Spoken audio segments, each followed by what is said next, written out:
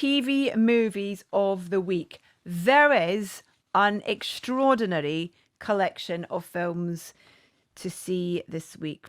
Ewan McHugh on Twitter says To Die For, a phenomenal film with Kidman's best performance. Claire McCrory says The Client for me, brilliant cast. Saul Loredo says Megamind has my vote, one of DreamWorks' underrated films. Great voice cast from Will Ferrell and Brad Pitt and a great soundtrack. I love it. Verbalivo on Letterboxd says Roxanne. It's got a couple of standout moments of comedy gold. The 20 nose joke scenes and the radio mic wooing. There's not a wasted character in the whole film, and the story is pretty much bulletproof. Also, it's just lovely, warm, good-natured, and full of heart. Who doesn't need a bit of that feeling in their lives?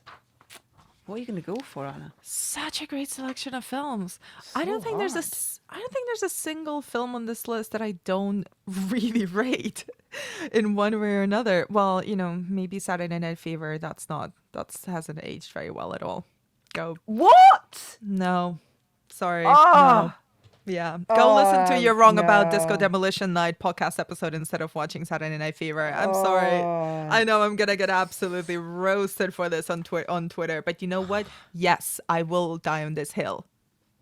Listen, read the actual article, listen to the story behind Disco and the Disco Demolition Night in particular, and you will see why this film has aged very poorly. Yes, I love John Travolta in it. He's phenomenal. But this film is... Okay. What are you going for, though? I'm going for To Die For. I'm with you, and I love To Die For. I think it's a film that doesn't get spoken about as much as it should, both in the filmography of Gus Van Sant and Nicole Kidman. And I think she started doing something in To Die For that she's now doing a lot more of in her later work now, especially with series. But I think Suzanne Stone is one of the most fascinating, totally narcissistic female characters that I've ever seen in films. And it's sort of shot like a mockumentary as well. So it's a very curious style of filmmaking. And it's all about ambition. Everybody's really kind of unlikable, really self-centered. And it's just really fascinating to see her. You can't stop watching her, even though she keeps upping the ante on how much damage she's willing to do to anyone and everyone around her to get ahead in her dream of being a news anchor.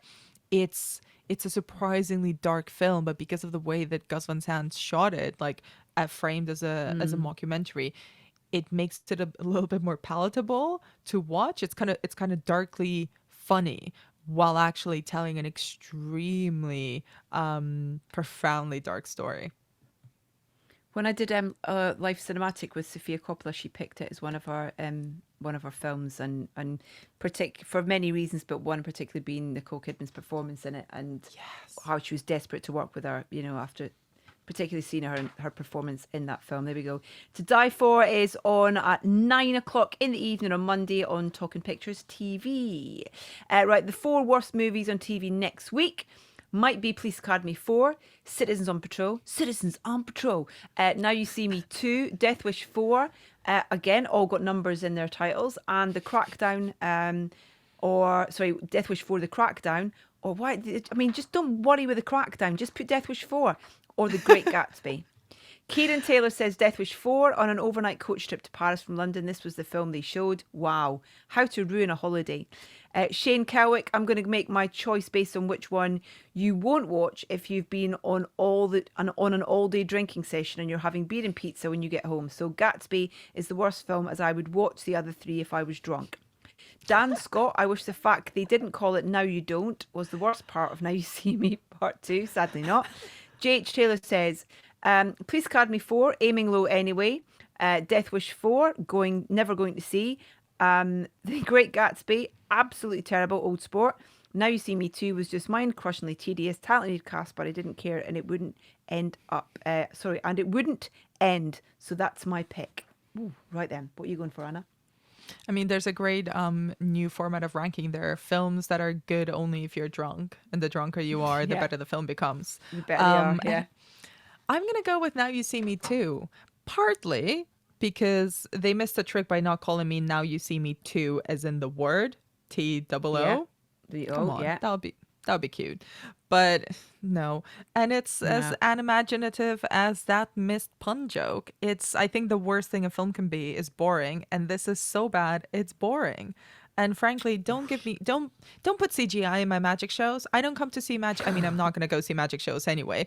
But if I went to see magic shows, I don't want any CGI in my magic show. There's a reason stage magic is called stage magic. There's an art form to it. Don't CGI it.